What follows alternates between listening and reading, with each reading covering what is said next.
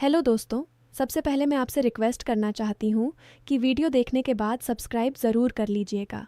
मैं इन वीडियोस को बनाने में बहुत मेहनत करती हूँ और इसी से मैं अपना खर्चा चलाती हूँ। जो भी सब्सक्राइब करेगा मैं दुआ करती हूँ कि उसकी ज़िंदगी बहुत अच्छी, अमीर और खुशहाल हो। प्लीज़ प्लीज़ सब्सक्राइब कर लीजिएगा। दोस्तों, आज मैं आपको एक ऐसी कहानी सुनाने जा रही हूँ जो आपके दिल को छू जाएगी। ये कहानी है साबा की, एक साधारण से शहर रंगपुर की उस लड़की की जिसके सपने छोटे थे लेकिन ज़िंदगी की चुनौतियाँ बहुत बड़ी। साबा की उम्र बस 22 साल की थी। वह लोकल स्कूल में टीचर थी जहाँ गरीब बच्चों को पढ़ाती और उनके छोटे छोटे सपनों को सहारा देती। उसके घर में माँ, अब्बू और छोटा भाई रहते थे। अब्बू की छोटी सी कपड़े की दुकान थी जो दिन ब दिन घाटे में जा रही थी। माँ घर संभालती और साबा की तनख्वाह से ही घर का खर्चा चलता था। रंगपुर का माहौल ऐसा था कि हर कोई हर किसी को जानता था। अफवाहें तेज़ी से फैलतीं और इज्जत का सवाल हर फैसले में आ खड़ा होता।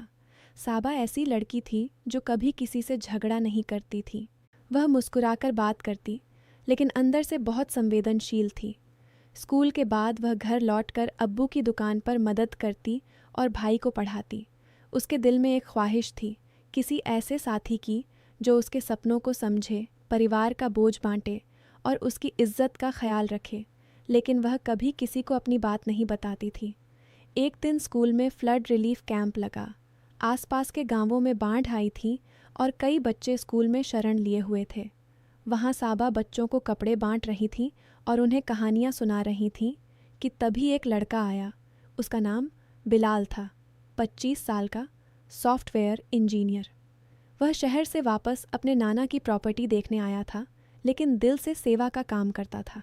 वह कैंप में वॉलंटियर था, कंप्यूटर पर डोनेशन ट्रैक कर रहा था और बच्चों को टैबलेट पर पढ़ाई करवा रहा था। साबा ने पहली बार उसे देखा तो बस एक साधारण नज़र डाली, लेकिन जब बिलाल ने एक छोटे बच्चे को, जिसका बैग बाढ़ में बह गया था, अपना पुराना लैपटॉप देकर कहा, भाई ये ले लो, पढ़ाई मत छोड़ना, तो साबा का दिल थोड़ा सा पिघला।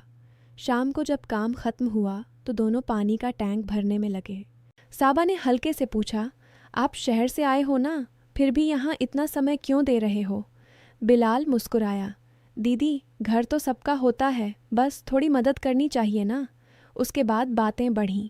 अगले कुछ दिन कैंप में दोनों साथ काम करते। बिलाल साबा को बच्चों की डिजिटल क्लास सिखाता और साबा उसे लोकल संस्कृति के बारे में बताती। एक शाम बारिश हो रही थी, दोनों छत पर खड़े थे। साबा ने कहा, बिलाल भाई आपकी जॉब अच्छी है, फिर भी यहाँ क्यों? बिलाल ने गहरी सांस ली, अब्बू बीमार हैं, माँ अकेली हैं, पैसा तो कमा लेता हूँ लेकिन दिल को सुकून यहीं मिलता है।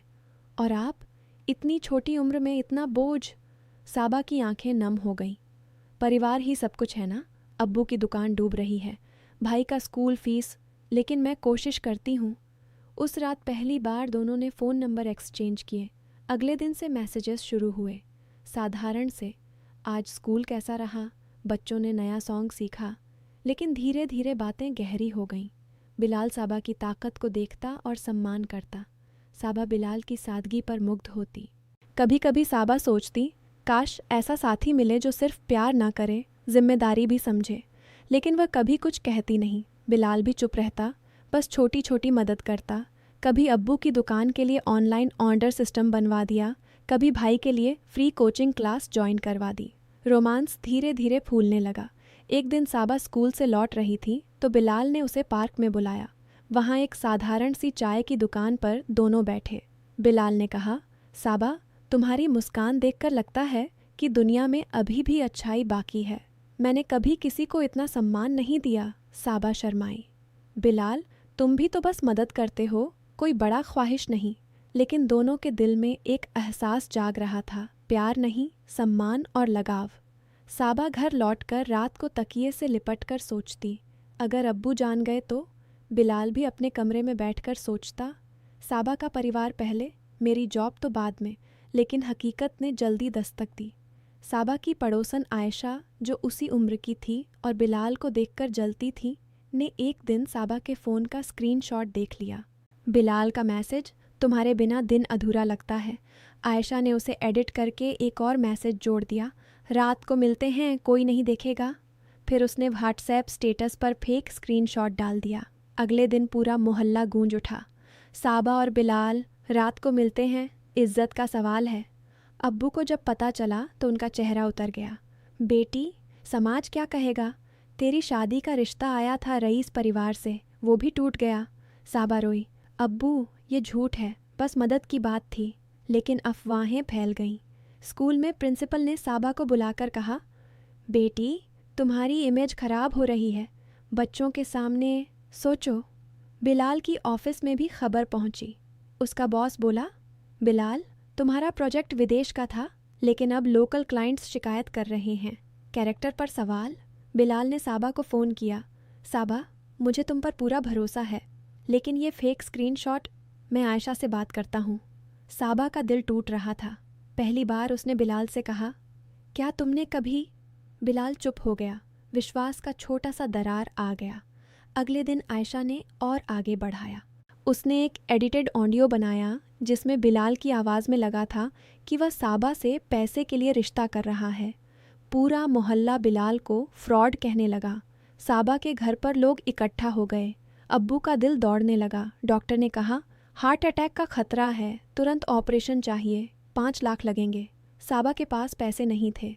बिलाल ने सब सुना तो चुपचाप अपनी जॉब की सैलरी का आधा हिस्सा जो उसने विदेश जाने के लिए बचाया था, बैंक ट्रांसफ़र कर दिया। कोई शर्त नहीं, बस एक मैसेज, अब्बू का इलाज पहले, मैं यहाँ हूँ। साबा ने जब देखा तो उसकी आंखें भर आईं, लेकिन अफवाहें अभी भी थीं। उसने बिलाल से मिलकर कहा, तुम क्यों इतना कर रहे हो? मैंने तुम्हें शक किया था। बिलाल ने उसके हाथ थामे। साबा, प्यार में शक होता है, लेकिन सच्चाई सामने आती है। मैं तुम्हें कभी धोखा नहीं दूंगा। दोनों ने मिलकर आयशा से बात की। आयशा पहले झुठलाई, लेकिन जब उसके अपने भाई को एक्सीडेंट हुआ और बिलाल ने रात भर अस्पताल में मदद की, तब आयशा का दिल पिघला। उसने रोते हुए कबूल किया, मैं जलती थी। बिलाल मुझे पसंद था। फेक स्क्रीनशॉट और ऑडियो मैंने बनाए। माफ़ कर दो, मैंने सोचा था साबा हट जाएगी, लेकिन अब देख रही हूँ तुम दोनों कितने सच्चे हो। आयशा ने खुद मोहल्ले में जाकर माफ़ी मांगी। उसने स्टेटस डाला, मैंने गलती की, साबा और बिलाल निर्दोष हैं, अफवाहों ने उन्हें परेशान किया। अब्बू ने जब सारी सच्चाई सुनी तो रो पड़े। बेटी, मैंने भी सोचा था गलत, लेकिन बिलाल ने बिना कुछ मांगे मेरी जान बचाई। माँ ने साबा को गले लगाया, बेटा, सच्चा साथी वही जो मुश्किल में साथ दे। बिलाल ने अपना विदेश का ऑफ़र रिजेक्ट कर दिया। उसने कहा, साबा, तुम्हारा परिवार मेरा परिवार है, मैं यहाँ दुकान को ऑनलाइन कर दूंगा, साथ मिलकर चलाएंगे। साबा ने हल्के से मुस्कुराकर कहा, बिलाल, मैंने कभी सपने में भी नहीं सोचा था कि प्यार इतना सच्चा और जिम्मेदार होगा। आयशा ने भी बदलाव किया। उसने स्कूल में वॉलंटियर काम शुरू किया और बच्चों को अफवाहों के नुकसान के बारे में पढ़ाया। कुछ महीनों बाद साबा और बिलाल की शादी हुई, सादगी से, परिवार के साथ। अब्बू की दुकान फिर से चल पड़ी। भाई अच्छे स्कूल में पढ़ने लगा। साबा अब स्कूल में बच्चों को सिखाती, अफवाहों से पहले सच्चाई जानो। सच्चा प्यार समाज के दबाव में भी टिकता है, लेकिन विश्वास और त्याग ही उसे मजबूत बनाते हैं। दोस्तों, इस कहानी से सीख मिलती है कि ज़िंदगी में रोमांस सुंदर है, लेकिन हकीकत की परीक्षा सबसे बड़ी होती है। जब कोई गलत फहमी या अफवाह फैलती है तो इज्जत, करियर, परिवार सब पर असर पड़ता है। लेकिन जो सच्चे होते हैं वे टूटते नहीं, बल्कि और करीब आते हैं। गलती करने वाले को माफ़ करना और ख़ुद बदलना ही असली इंसानियत है। आयशा ने अपनी गलती मानी और सुधरी। अब्बू ने शक किया, लेकिन बाद में पछतावा किया और माना। साबा और बिलाल ने कभी हार नहीं मानी। अगर आपकी ज़िंदगी में भी ऐसी कोई गलतफहमी चल रही हो तो एक बार सच्चाई जानने की कोशिश ज़रूर करें। प्यार सिर्फ दिल की बात नहीं, जिम्मेदारी और विश्वास की भी है। जो भी इस कहानी से सीखा वह अपने जीवन में अपनाएं। कल फिर मिलते हैं एक नई सच्ची कहानी के साथ। अपना ख्याल रखिएगा, परिवार का ख्याल रखिएगा। अल्लाह हाफिज़। दुनिया भर में सेफ पब्लिक टॉयलेट्स की कमी सिर्फ एक इंफ्रास्ट्रक्चर का मसला नहीं है, बल्कि ये ख़वातीन, विमेन, डिसेबल्ड अफराद, लोग जो किसी जिस्मानी या जहनी मजबूरी का सामना करते हैं, और बच्चों के लिए डिग्निटी, सेहत और बराबरी का भी बहुत बड़ा इश्यू है।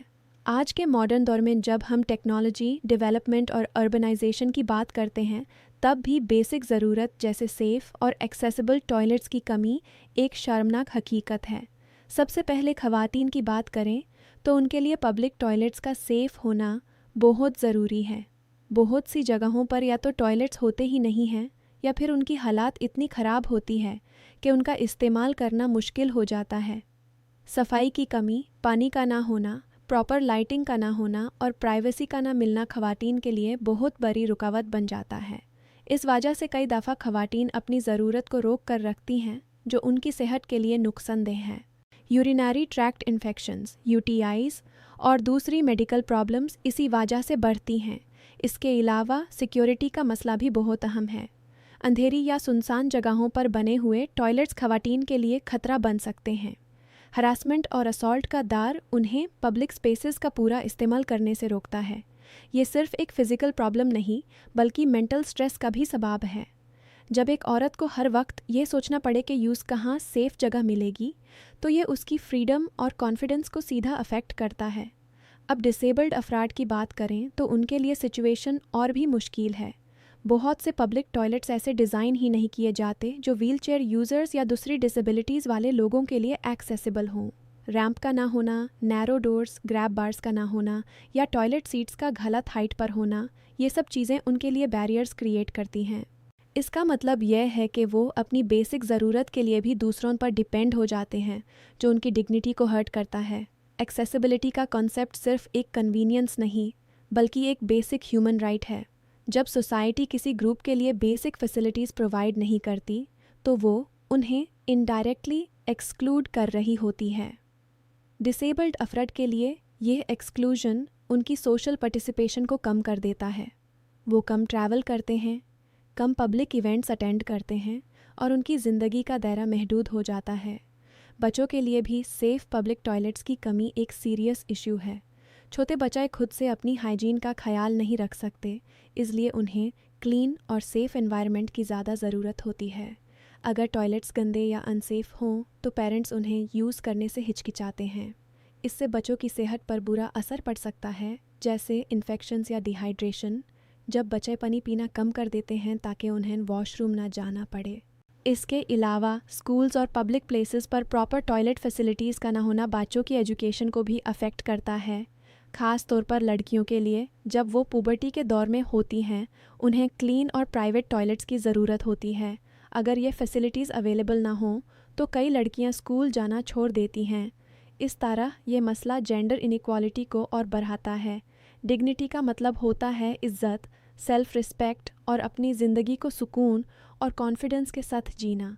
जब किसी शख्स को अपनी बेसिक ज़रूरत के लिए भी स्ट्रगल करना पड़े तो उसकी डिग्निटी मुतासिर होती है। सेफ़ टॉयलेट्स का ना होना लोगों को मजबूर करता है कि वो खुली जगहों पर या अनसेफ कंडीशंस में अपनी ज़रूरत पूरी करें, जो न सिर्फ बेइज्जती का सबब है बल्कि सेहत के लिए भी नुकसानदेह है। इस मसले का एक सोशल पहलू भी है। बहुत सी सोसाइटीज़ में सैनिटेशन को अभी भी एक ताबू समझा जाता है। लोग इस पर खुलकर बात नहीं करते, जिसकी वजह से इस इशू को वो इम्पोर्टेंस नहीं मिलती जो मिलनी चाहिए। गवर्नमेंट्स और पॉलिसी मेकर्स भी कई दफ़ा इसे प्रायोरिटी लिस्ट में नीचे रखते हैं, जबकि असल में ये पब्लिक हेल्थ और ह्यूमन राइट्स का सेंट्रल इशू है। सॉल्यूशन के लिए ज़रूरी है कि गवर्नमेंट्स और लोकल अथॉरिटीज़ पब्लिक टॉयलेट्स की कंस्ट्रक्शन और मेंटेनेंस पर ज़्यादा तवज्जो दें। टॉयलेट सिर्फ बनाने से काम नहीं चलेगा, उनकी रेगुलर सफाई, पानी की सप्लाई, लाइटिंग और सिक्योरिटी का इंतज़ाम भी ज़रूरी है।